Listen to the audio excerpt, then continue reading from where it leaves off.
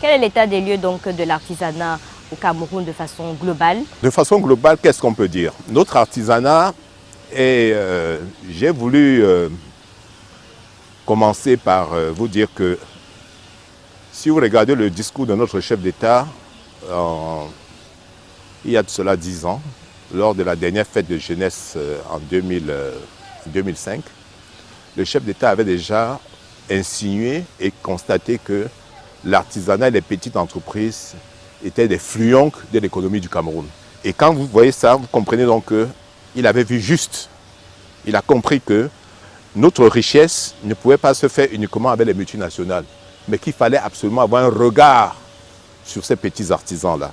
Et c'est fort de ça que j'ai compris que l'administration du Cameroun, à travers 2 ministères, le ministère de la formation professionnelle et le ministère des PME et de l'artisanat, ces 2 ministères ont implémenté des solutions pour pouvoir dynamiser le réseau des artisans.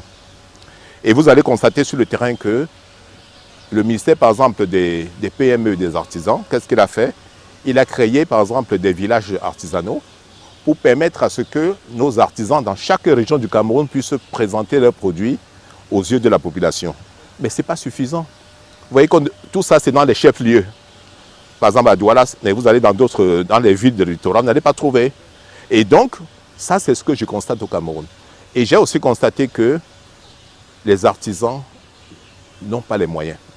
Et ça, je pense que dans le SDN que l'État avait mis en place, en 2020-2030, il était question de mettre en place aussi ce système d'accompagnement au niveau de ces artisans. Je pense que l'État fait ce qu'il peut, mais je pense qu'on peut apporter des solutions.